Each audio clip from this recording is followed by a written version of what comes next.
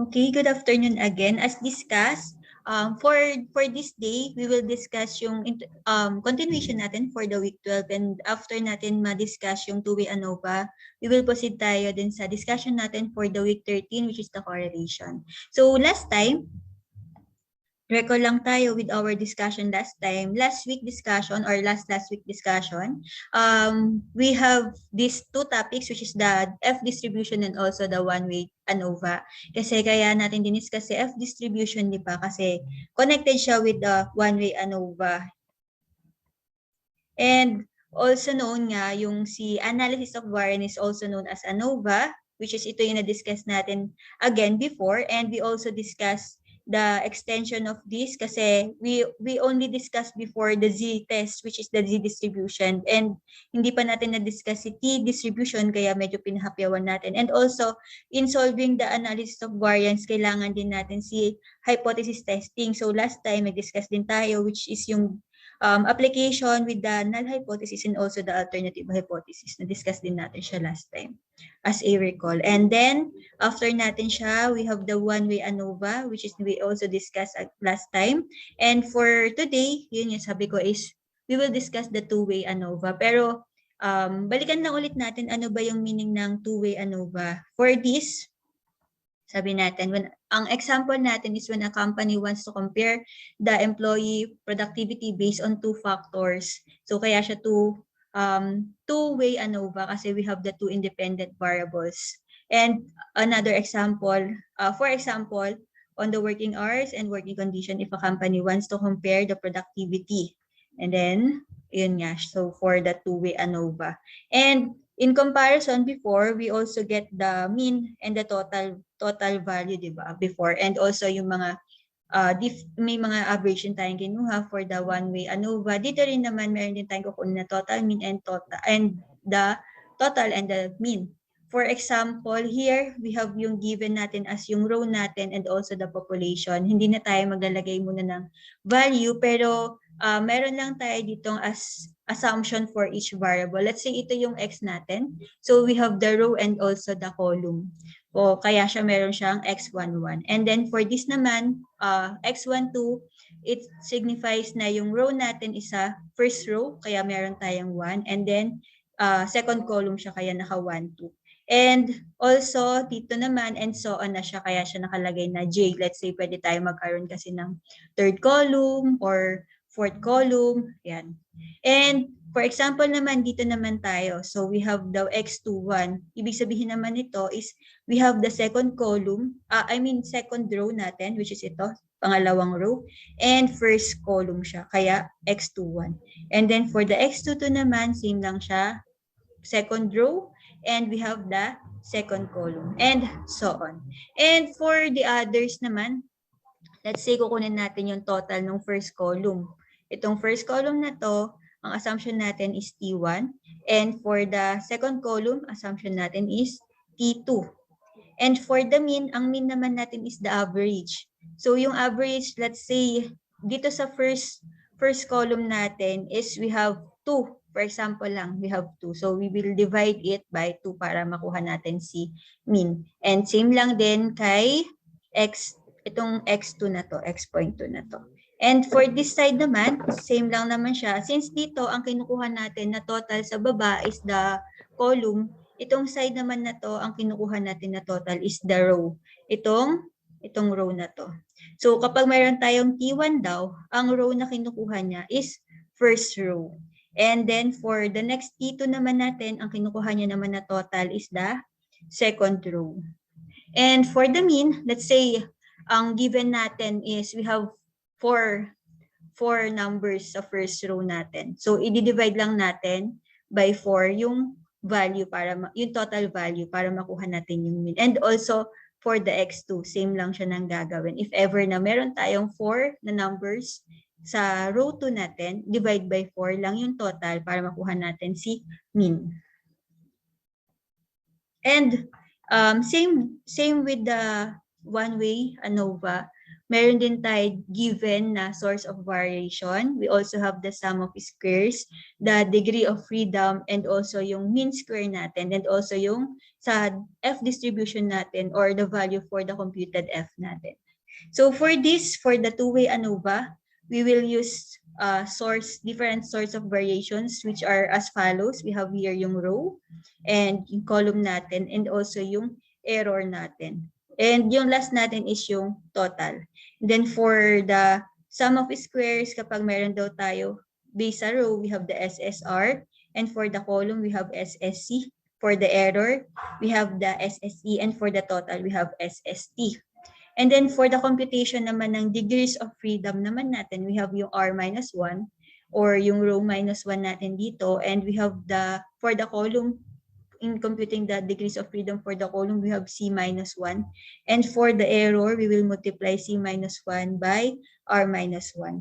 Well, for the total, for the degrees of freedom, R times C-1. And then, kapag yung mean naman of square yung kukunin natin or the mean of square, we have 3 here. Based pa rin tayo sa row, column, and error. If yung given natin or needed for the mean square is the S1 squared or will depend dun sa row natin, we have the formula of SSR or the sum of squares for the row over R-1. And for the next natin, we have the S2 or S sub 2 squared is equal to SSC over C-1 based sa column. And for the last naman natin, we have for the error or S sub 3 squared is equal to SSE over C-1 times the R-1. And same lang, we will also compute for the F. Meron tayong dalawang formula for the F, which is the F sub 1 is equal to dun sa S sub 1 squared over S sub 3 squared. So yung S sub 1 natin na to is ito lang din siya for the S sub 1 squared, which is the SSR over R-1. While for the S sub 3 over 2, ito naman yung formula natin for the error, which is SS3 over C-1 times the R-1. And for our F sub 2, so we will going to divide naman si S sub 2 squared, which is yung SSC over C-1 natin. And for the S sub 3 squared, which is the SSE over C-1 times the R-1. So, dito iikot yung mismong computation natin for the two-way ANOVA. Nakasummarize lang siya into table. So, yan. Paano ba natin kukunin yung mga sinasabi natin kanina na meron tayong SST, SSR, SSC, and SSE? So, kanina kasi, di ba, meron tayong binigay na given, which is given yung row natin and also yung column natin and also yung total at saka yung mean natin. For the SST or for the total, again, balikan natin. Yung SS natin or the sum of squares, ito lang siya. We have the SSR, SSC, SSC, SSE, and also the SST. Pero dito sa table natin is hindi pa siya pinakita kung paano siya sinusolve. So as a summary, ito yung mga formula natin. For the SST or the sum of square for the total, we will need to itong value na to, which is the summation of the R. Summation of the I is equal to 1, which is yung row natin, and then summation of column, or we have the xij squared minus t over ng RC natin. So later, mapapakita natin to dun sa mismong computation natin. And then for the SSR naman, we have the summation of R times t squared, and then over the minus t squared over yung RC natin. And then for the SSC, we have the summation of the column times the t squared times yung j over r minus t squared over the RC. And for the SSE kapag makukuha na natin yung value ni SST, SSR, and SSC, pwede na natin makuha yung sum of square ng error, which is yung formula niya is SST minus SSR minus SSC. Ayan. So we have here na yung computation natin, which is we need to use naman yung sa null hypothesis natin. Let's say yung sa problem natin, we have yung A natin, which is yung given natin is the, we have for the first natin na null hypothesis, or we have the H sub 0 and then we have the apostrophe, which is yung nagka-classify siya as yung first natin. We have yung alpha natin daw, alpha sub 1 is equal to alpha sub 2, and so on, equal siya sa 0. And for the H sub 0 natin, for the second natin na null hypothesis, we have the beta naman. Beta sub 1 is equal to beta sub 2, and so on, is equal to 0. And since ang given natin is kapag mayroon tayong null hypothesis, or in order to determine yung sa alternative hypothesis natin, hindi siya dapat same with our null hypothesis. So therefore, here na yung given natin for the alternative hypothesis. For first is we have the H sub 1 apostrophe, or for the first alternative hypothesis, equal siya with at least one of the alpha R is not equal to 0. Since yung first natin na given is equal lang siya sa 0, lahat ng alpha natin. And for the next alternative hypothesis, or the second hypothesis, alternative hypothesis natin, at least one of the beta or the BJ is not equal to 0. Since yung given naman natin again for the null hypothesis natin, or the second null hypothesis natin, is all the given beta is equal to 0. Ayan. So we have here yung first example natin for the in solving our two-way ANOVA. So we have for the data shown below, the test the hypothesis of H sub 0 apostrophe at the 0.05 level of significance. Then there is no difference in the average yield of wheat when different kinds of fertilizers are used.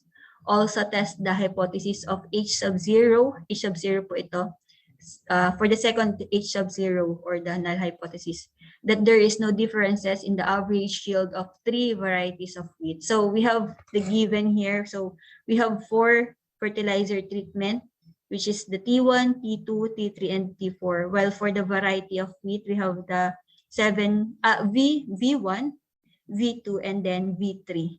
So we have na yung given dito for the T1 fertilizer, and then variety 1 siya, we have 64. For the T1, pero V2 siya, second variety siya. Next is we have the 72. And then for the V3, we have from T1, and then V3 natin is 74, and so on. Ito na yung given natin. For based variety, and also based sa treatment natin. And given naman natin dito, we have the total based sa row and also based sa column. If we will going to get yung total ng column natin, ito siya. So for the V1, we have 236. For the V2, we have 252. And for the V3, we have the 232. Well, for the first row natin, which is yung T1 natin, we have the value or the total of 210. And then for the T2, we have 159. And for the T3, we have 183. And for the T4, we have 168. So, ang total lang naman nito, let's say 210, ipa-plus mo lang si 64 plus 72 plus 74. Well, again, for the column naman, itong 236 is based lang din kay 64 plus 65 plus 59 and plus 58. Okay, for the solution. So, for the solution, since meron tayong given again, recall lang ulit natin based dun sa problem natin. Sabi natin, yung dun sa problem natin, we have given null hypothesis and also alternative hypothesis. But for this problem, we have 2 null hypotheses, which are as follows. We have here yung first null hypothesis natin, which is yung all alpha natin is equal to 0. And for the second null hypothesis natin, yung all beta natin is equal to 0. And then for the first alternative hypothesis, we have at least one of the alpha is not equal to 0, while yung second natin na alternative hypothesis is at least one of the beta is not equal to 0. And also, given na rin natin kanina yung significant level natin, which is yung given natin for the alpha is equal to 0.05. And yung base lang dito sa critical region natin is given na rin siya as yung F1 natin is greater than 4.76 and the F2 is greater than by 5.14. For the computation naman, for the SST, SSR, and SSC, and SSE, based lang din siya dun sa given natin and application lang to ng formula natin. Again, balikan lang natin yung formula natin for the SST, SSR, SSC, and SSE. So for this problem naman sa SST natin, so we have the 64, 55, 64 squared, 55 squared, and so on until makuha natin until 72. So alin daw yon? So we have here, ito na siya. So we have yung 64 natin na given, ayun siya, 55, 53, and 720. 720 is based dun sa formula natin na ito, yung mismong t-squared natin or yung total natin. Dito sa given natin. Ito siya, yung total na to, yung 720. Kaya meron tayong base dito, we have yung 720. And yung 12 naman natin, given natin dito is lahat siya is total number nung value natin. Which is again, yung formula natin is yung R times yung C. Which is yung row natin. Balik ulit tayo sa problem. Yung row natin is ilan ba yung row natin dito na given? We have 1, 2, 3, and 4. Well, for the column, we have 1, 2, 3. So we have 4 times 3, we have yung value as 12. Ito siya. Therefore, yung SST natin is equal sa 662. May question ba? Multiplication yun siya, ma'am, no? Yung dito, ini-square mo muna siya. Balik tayo dun sa formula. Yung formula natin for the SST, ito. So for the SST, ang formula natin is yung row natin or yung column natin summation, i-squared muna natin siya. So lahat ng nasa loob niya, i-squared natin siya and then i-minus natin siya with the overall total natin, which is yung given natin. And then, i-divide natin yung value by row times column. So balik tayo dito. Ito siya, yung nasa loob na to, ito yung i-squared mo sa isa, and then ma-minus dito sa value natin ng t's natin, t squared, and then i-divide siya by the row times yung column natin, which is yung 12. Kaya natin nakuha yung value natin na 662. Okay. Then, next natin is the SSR. So, yung SSR naman natin, so balik tayo dun sa formula natin. Ang formula natin for the SSR is we need to squared yung lahat ng sa row natin. Yung summation ng row lang, ng total. Yung total natin over yung value ng C natin minus nung T squared natin. So, paano siya? Yung formula natin dito, ito siya. So, yung unahin natin is yung summation ng row. So, for the summation of row, ilan ba siya? So, ito siya.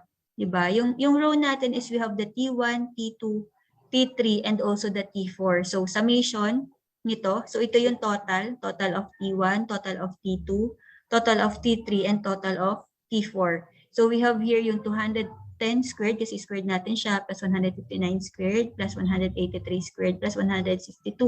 And we will divide it by column. So, ilan ba yung given natin na column? 3. So, kaya tayo nag-divide by 3. And yung 720 is ito yung total natin overall, yung row times yung column natin. So, 720 yung total niya. And yung itong 12 natin is ilan ba yung row natin and ilan ba yung column natin. That's why ito yung 12. Nagkaroon siya ng 12. And then after solving nun, yung makuha natin value is 498. So, tapos na tayo for the SST and also the SSR. Next naman natin is the SSC. For the SSC, almost same lang siya with the SSR. Kasi ang focus ng SSR is the row, summation ng row over ng column. Dito is kabaligtaran naman siya. Where yung kukunin muna natin is the summation of the column na naka-squared. And then, i-divide natin siya by row. And then, same lang siya, minus the t squared. And then, over the r times c. So, balik tayo po dun sa problem natin. And yung summation natin, kung kanina is ito yung kinuha natin, kunin naman natin is ito, yung sa column. So, we have the 236, 252, and 232. And i-divide natin to by yung sa number natin ng row. Ilan ba yung number ng row natin? 4. So, ito na yung given natin. So, ito yung column natin, which is in-squared natin, yung 236, 252, and also the 232. And then for the number of row, we have 4 rows. So over 4 minus the value of t squared over nung R times C natin or row times column natin. So, solve natin siya. We will get the value of 56. 56. And then for the SSE, di ba sabi natin, sa SSE is ima-minus lang natin si SST and then minus by the SSR and also si SSC. So given naman natin, nakuha natin si SST as 662, si SSR as 498, and also SSC as 56. Therefore, the value for the SSE is 108. So, since nakuha na natin yung value natin for the SSC, SST, SSR, and SSE, summarize lang natin siya dito. So, we have here yung sum of squares based kay row, kay column, kay error, and total. So, ito yung si SSR, which is 498. And then si SSC, which is 56. Yung error natin, SSE, 102. And 602 for the total. And application lang ng formula natin for the degrees of freedom. Ano ba yung formula natin for the degrees of freedom again? So recall lang ulit, balik lang tayo din sa presentation natin kanina, which is medyo unang part lang to. Ito yung formula natin. So for the row, para makuha natin yung row natin, yung R natin is ilan ba yung number of R natin? 4. So 4 minus 1 lang siya. And for the column naman, ilan ba yung column natin na given kanina? 3. So we have we have 3 minus 1. And for the formula na to, C minus 1, which is 3 minus 1, and yung R natin, 4 minus 1, para makuha natin yung degrees of freedom. And then dito naman, si 3 times yung, 4 times 3 natin, which is yung row natin is 4, and column natin is 3, and minus lang 1, minus 1.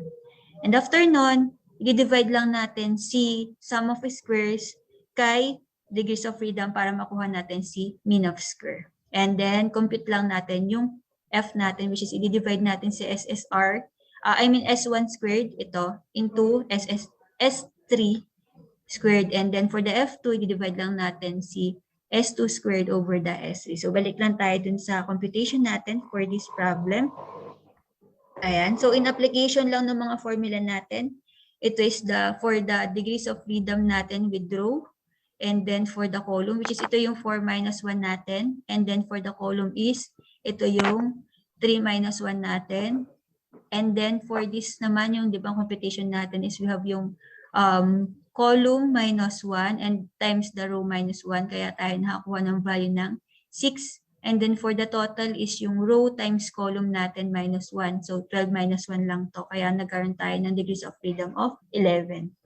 And then for the mean square, as discussed kanina, i-divide lang natin si sum of square kay degrees of freedom. So dito, we will only divide si 498 into 3. Kaya nakuha natin si 166. And then for the next natin na mean square, i-divide lang natin si sum of square kay 2. Kaya tayo nakakuha ng 28. And for the mean square naman natin for the error is 108 over 6. And then for the computation naman natin ng F, sabi natin computed F, ito is based sa S1 squared over the S3 squared natin. Ito yung S1 squared, ito si S2 squared, and ito si S3 squared. So, dito, kapag dinivide natin si 166 over 18, makakuha tayo ng 9.22. And for the next natin, yung second natin for the computed F is the S2 naman, S2 squared over 18 naman. So, 156. And then for the decision, ano ba yung decision natin? So, yung decision natin is magbe-base pa rin tayo dun sa graph natin, di ba? For the graph naman natin is, since we need to determine based sa value dito, kung i-reject siya or i-accept dun sa graph natin. So, for the decision, we need to reject yung HO and accept yung H0. Kasi, based lang siya dito sa critical region natin, which is, ito yung ginagraph natin siya. So, we have yung given of 4.76 and also yung 5.14. Sabi natin, kapag meron tayong region, kapag bumasok yung value natin, based dun sa region ng acceptance natin, i-accept natin si null hypothesis. Pero kapag pumasok siya dun sa rejection region natin, ang i-accept natin si alternative hypothesis or i-reject natin si null hypothesis. Yung decision natin, dun tayo mag-base for the conclusion. Ito yung decision natin, reject natin si H sub 0 and i-accept natin si H sub 0, yung second natin. So first is, ito is reject for the first null hypothesis and accept for the second null hypothesis. Therefore, our conclusions are as follows. So first is there is a significant difference in the average yield of wheat when different kinds of fertilizers are used. And the next natin is there is no difference in the average yield of the 3 varieties of wheat. So kasi 'di ba ang sabi natin kanina, ang comparison natin dito, yung first natin na comparison for the H sub 0 is yung first natin is lahat ng alpha natin is equal to 0. And then dun sa alternative naman natin for the first is lahat ng alpha, at least 1 dun is hindi equal sa 0. And then for the second naman natin, yung first na given natin for the H sub 0, yung second natin is lahat ng beta is equal to 0. While yung sa alternative hypothesis natin is lahat ng at least 1 dun sa beta is not equal to 0. So therefore, ito yung nakuha nating conclusion. Again,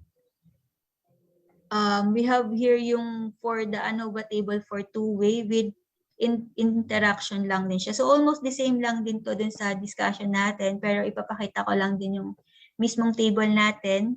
And we have lang naman na dagdag is the interaction, which is itong part na to, SS or the RC. So given lang din naman dito na dapat we need to know yung R-1 or the row -1 and then the C-1, which is yung column natin.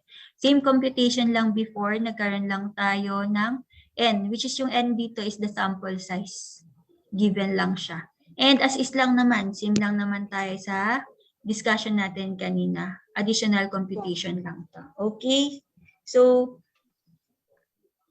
ito lang yung computation natin for the SST, SSR, SSC, and SSRC. So, almost the same lang din naman siya sa computation natin kanina. Yes. Pero nagkaroon lang tayo ng N, sample size.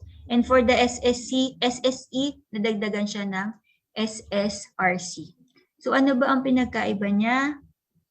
Let's say, ganito yung problem natin. Same pa rin siya, pero dito is we have yung given na nga na sample size. Kasi kanina, di ba, yung given lang natin for the T1 is isa lang siya.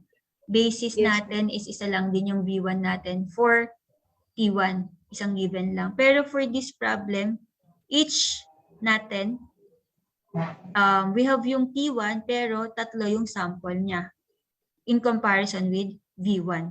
So, in short, we have 3 samples each. So, we have na nga for T1 and V2, tatlo pa rin siya. T1 and V3, tatlo pa rin siya kahit until T4 natin. So, T4 and V1, we have 3 samples, which is yung 58, 41, and 46. And same lang as is lang, so we will get the value for the total. So before, based din sa first natin na computation, we also get the total. So for this total, compute lang natin, add lang natin siya.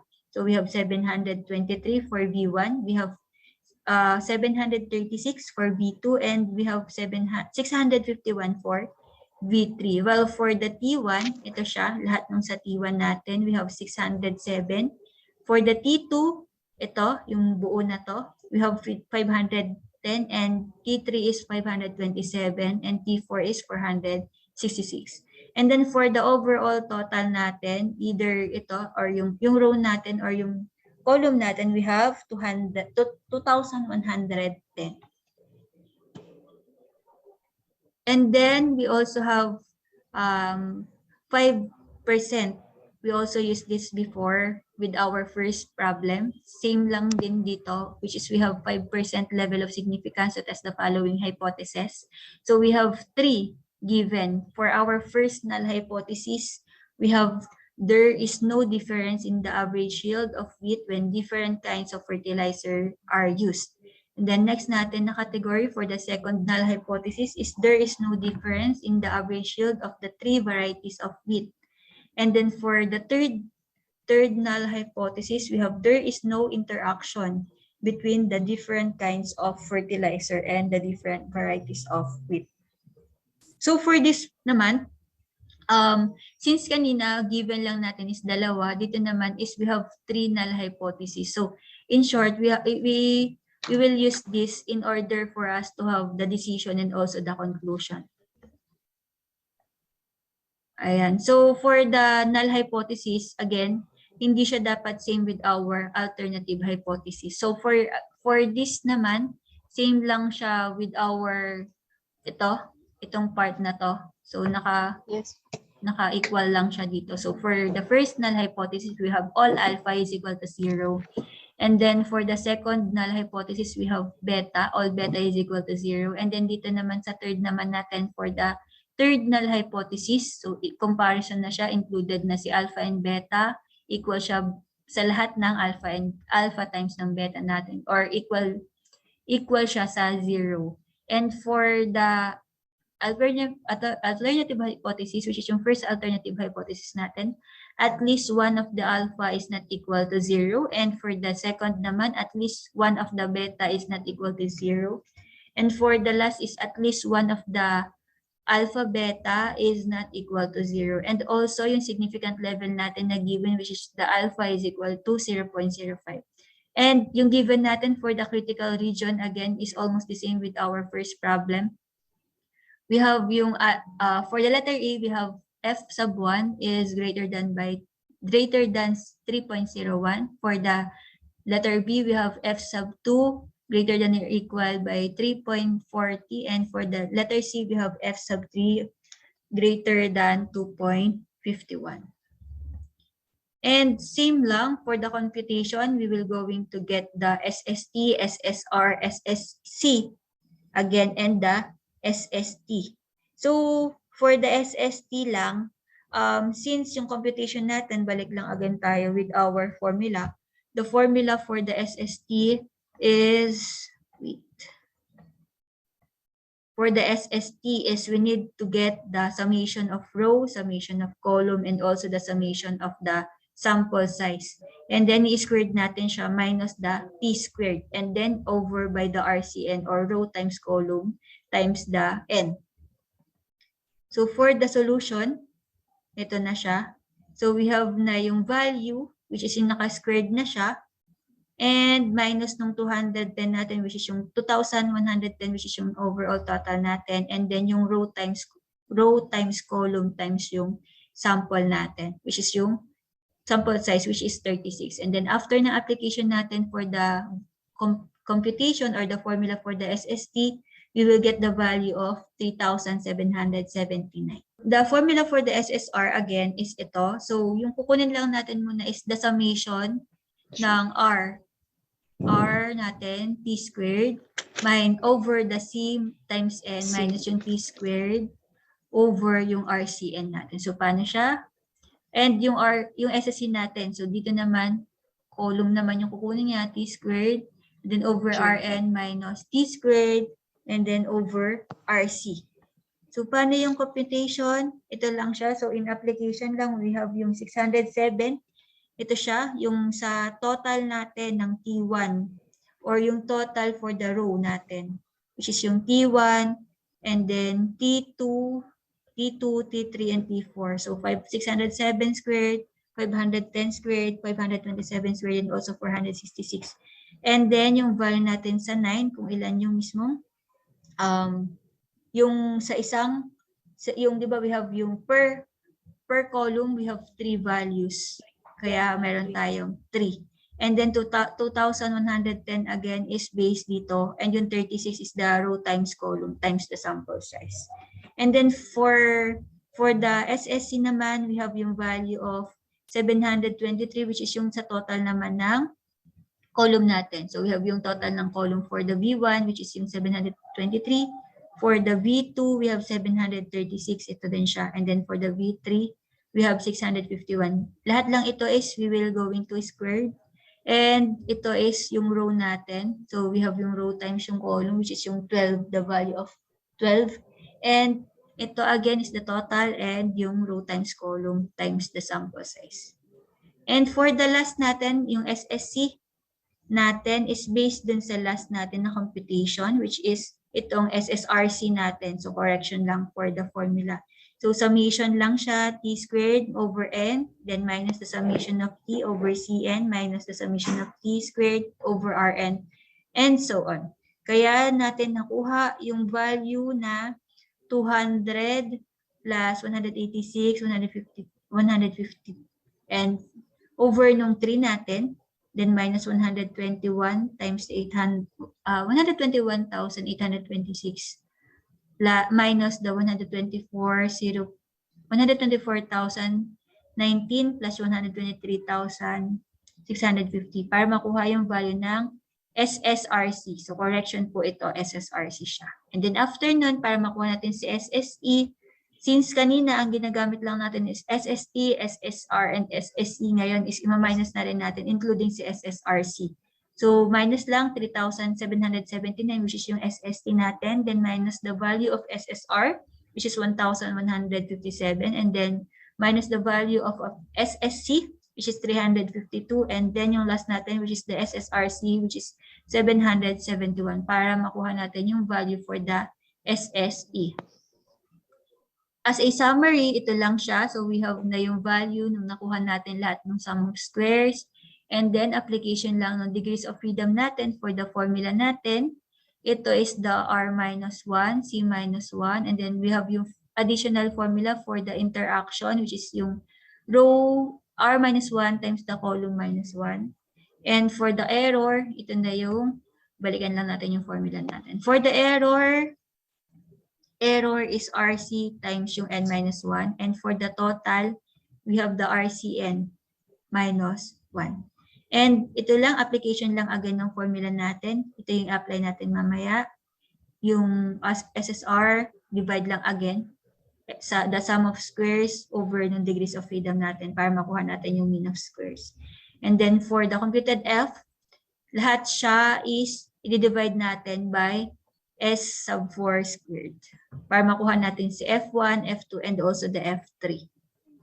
So kapag ginamit natin yung application ng formula natin, we have the value for the degrees of freedom as 3, 2, 6, 24, and 35. And for the mean square, 385.67 or 67, 175, 128.5, and 65.54 or 540. Then the computed F, divide lang natin. Yung first natin is we need to divide the 385.67 into 65.542. And yung next naman natin, we need to divide the 175 sa 65.542. And yung last natin for the 128.5 over the 65.542. And in comparison, para magkaroon tayo ng decision is based lang again sa given natin para ma-determine natin if we will going to reject naman or accept. So for the decision, we have reject the H sub null hypothesis or the first null hypothesis natin, and then we will accept the second null hypothesis, and then we will also accept the third null hypothesis. In conclusion, magbe-base tayo dito. Yung first natin is there is a significant difference in the average yield of wheat when different kinds of fertilizer are used. And then next natin is there is no significant. Kasi yung given natin, lahat nung null hypothesis natin is nakalagay is with no significant difference. While for the alternative hypothesis, may significant difference siya. So again, for the second natin na conclusion, based dito sa accept yung H natin na second or the null hypothesis, second null hypothesis, there is no difference in the average yield of 3 varieties of wheat.